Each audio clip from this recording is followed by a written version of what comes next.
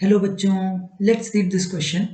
If ellipsis x square by a square plus y square upon b square equal to 1 be described having the same major axis. So basically major axis same रहेगी but variable minor axis. कई सारे ellipse बन रहे हैं जिनकी major axis same रखनी है. Then for all values of b the tangents at the ends of their lattice rectum can pass through. इस केस को थोड़ा सा हम लोग एनालाइज करें तो क्या बोल रहा है फिगर बेसिकली क्वेश्चन में कि अगर एक जनरल एलिप्स है, मान लो X square upon A square plus Y square upon B square equal to 1. अब इस एलिप्स के लिए कुछ इस तरह से एलिप्स बन रहा होगा यहाँ पे. तो अब यहाँ पे करना क्या है ना, मेजर एक्सिस तो सेम रहेगी.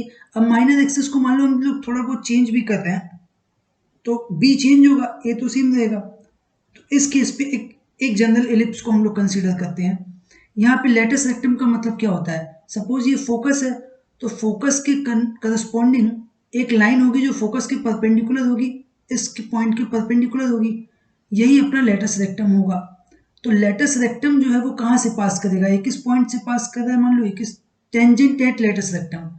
तो टेंजेंट अगर इस पॉइंट पे ड्रॉ करें, इसके कोऑर्डिनेट्स पहले तो पता होने चाहिए. तो सपोज ये वाली जो चीज है वो a,0 है. इसका मतलब क्या है, मेजर एक्सिस अपना a की तरफ है और 0, b ये वाला पॉइंट है. तो यहां से होगा क्या कि पहले तो फोकस के कोऑर्डिनेट हम लोग को लिखने होंगे. तो फोकस के कोऑर्डिनेट हो जाएंगे AE,0. तो ये जो पॉइंट होता है ना, सपोज ये वाला पॉइंट A है और ये वाला पॉइंट कुछ B है या A डैश है, तो इसके कोऑर्डिनेट होते हैं AE, B square upon A.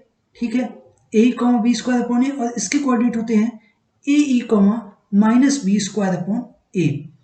तो इस वजह से दो पॉइंट्स हम लोगों को मिल चुके हैं. अब हम लोगों को पता है कि किसी भी एक पॉइंट पे टेंजेंट ड्रॉ करते हैं अगर, तो टेंजेंट की इक्वेशन लिखनी है टेंजेंट एट x1, y1.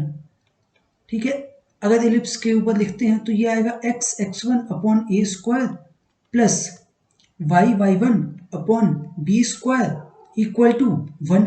तो अब यहाँ पे क्या करना है, A E comma B square by A पे ड्रॉ हो रहा है तो एक बार ये पॉइंट रखेंगे, दूसरी बार ए डैश वाला पॉइंट.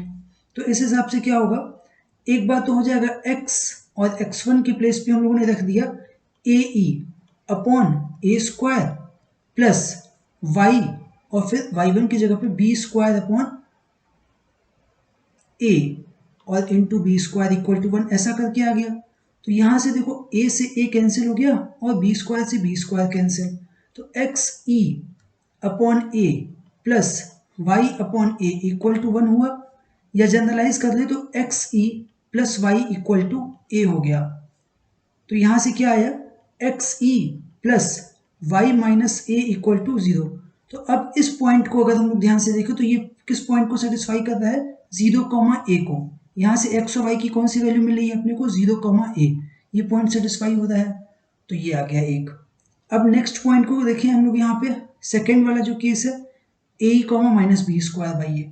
तो उस हिसाब से हो जाएगा x into A E upon A square, ये तो सेम रहेगा, plus y into minus B square upon A into B square equal to 1.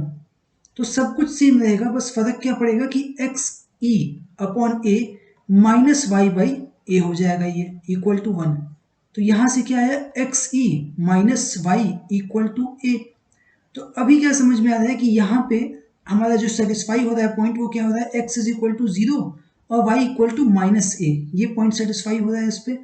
तो 0, a एंड 0, -a आ जाएगा. तो दो ऑप्शन हमारे a एंड b यहाँ से मैच कर रहे हैं. So this 2 points will be the final answer for this question. I hope you have understood the question. Best of luck.